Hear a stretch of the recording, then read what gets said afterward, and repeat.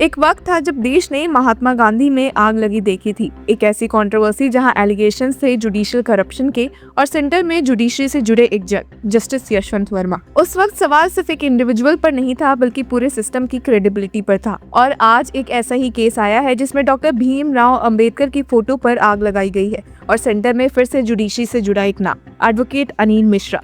ये कोइंसिडेंस है या पैटर्न, ये सवाल खुद ब खुद खड़ा हो जाता है।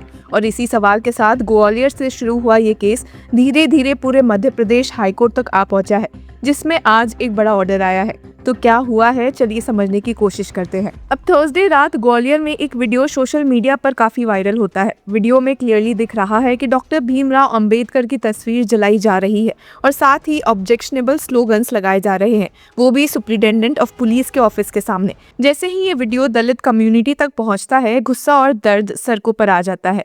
अंबेडकर सिर्फ एक हिस्टोरिकल फिगर नहीं है बल्कि एक आइडियोलॉजी, एक संविधान के आर्किटेक्ट और एक लिव्ड स्ट्रगल का सिंबल है, इसलिए रिएक्शन भी उतना ही तीखा होता है। अब पूरे मामले की शुरुआत हुई थी शिवपुरी में भीम आर्मी और आजाद समाज पार्टी की रैली में मनुस्मृति जलाने से। हिस्ट्री में जाकर देखें तो मनुस्मृति एक प्राचीन हिंदू टेक्स्ट है जो वर्ण और जाति व्यवस्था को जस्टिफाई करता है। इसी वजह से दलित और मार्जिनलाइज्ड कम्युनिटीज इसे डिस्क्रिमिनेटरी एंड ऑप्रेसिव मानती है। Doctor B R. अम्बेडकर ने 1927 में मनुस्मृति को जलाकर प्रोटेस्ट किया था ताकि कास्ट बेस्ड इनइक्वालिटी के खिलाफ स्ट्रॉन्ग मैसेज दिया जा सके। हालांकि इसके रिएक्शन में ही ग्वालियर में प्रोटेस्ट हुए, जहां उल्टा बी.आर. अम्बेडकर का पुतला हीन जलाने की कोशिश की गई और पुलिस ने तुरंत इंटरवेन करके सिचुएशन को कंट्रोल में ले लिया। प्रोटेस्ट का एक हिस्सा था एडवोकेट अनिल मिश्रा का ट्वीट भी, जिसमें बी.आर. अम्बेडकर के फोटोज को जलाते हुए पिक्चर्स डाली गई थी। पुलिस एक्शन तुरंत होता है। Cyber cell police station Gwalior में एक एफआईआर रजिस्टर की जाती है जिसमें 7 लोगों को अक्यूज्ड बनाया जाता है। इनमें सबसे प्रोमिनेंट नाम होता है अनिल मिश्रा, जो सिर्फ एक एडवोकेट नहीं बल्कि former president of the Gwalior high court bar association रह चुके हैं। थर्सडे नाइट ही 4 अक्यूज्ड को अरेस्ट कर लिया जाता है, जिसमें एडवोकेट अनिल मिश्रा भी शामिल थे।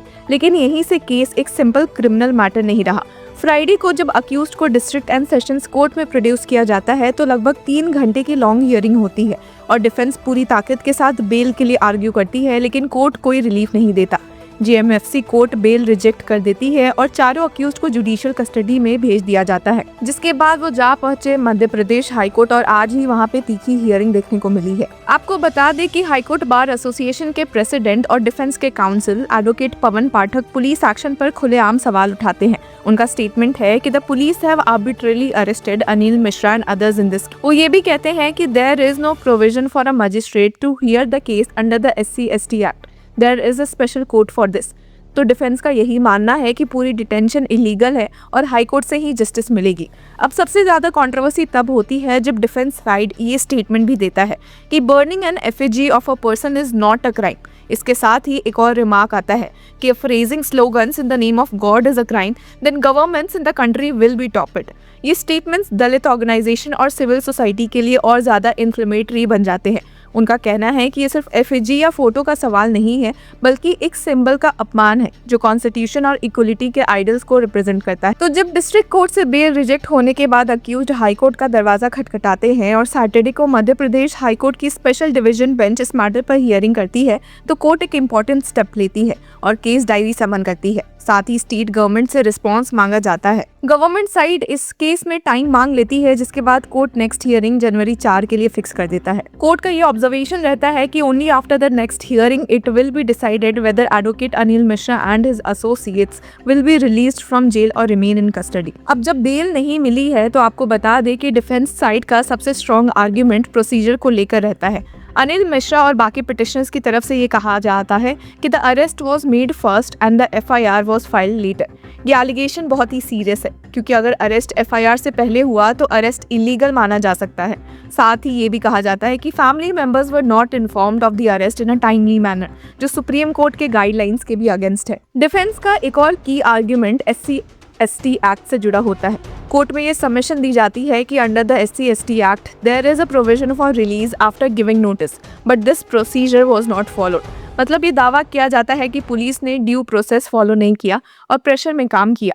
ये प्रेशर का एलिगेशन सिर्फ पुलिस तक सीमित नहीं रहता है, बल्कि पॉलिटिकल और सोशल फोर्सेस की तरफ से भी इशारा होता है। अब जो बेल नहीं मिली है और अक्यूज को जेल में ही रहना पड़ेगा, तो दूसरी तरफ ग्वालियर की सड़कों पर प्रोटेस्ट अभी भी ज्यादा तेज हो रहे हैं। भीम आर्मी, आजाद समाज पार्टी और अन्य दलित ऑर्गेनाइजेशंस कलेक्ट्रेट के बाहर धरना शुरू कर रहे हैं। इनका क्लियर डिमांड है कि NSA should be imposed on the accused. Protesters का कहना है कि सिर्फ आईपीसी या एससी/एसटी एक्ट के प्रोविजंस काफी नहीं है, क्योंकि ये एक्ट सिर्फ एक कम्युनिटी नहीं बल्कि पूरे कॉन्स्टिट्यूशन एंड सोशल हार्मनी पर अटैक है। पुलिस और एडमिनिस्ट्रेशन के लिए सिचुएशन डेलिकेट हो जाती है, क्योंकि एक तरफ लॉ एंड ऑर्डर मेंटेन करना है और दूसरी तरफ पब्लिक सेंटिमेंट को इग्नोर भी नहीं किया जा सकता। तो आज सिचुएशन ये है कि पुलिस, लॉयर्स और प्रोटेस्टर्स तीनों के बीच एक अनईजी स्टैंड ऑफ चल रहा है। जुडिशरी के सामने चैलेंज है कि वो लॉ, प्रोसीजर और कॉन्स्टिट्यूशनल मोरालिटी के बीच बैलेंस कैसे बनाए। गवर्नमेंट के सामने चैलेंज है कि वो पब्लिक सेंटिमेंट और लीगल लिमिट्स के बीच डिसीजन कैसे ले, और सोसाइटी के सामने चैलेंज है कि वो एक्सप्रेशन और इंसल्ट के बीच की लाइन को कैसे डिफाइन करे।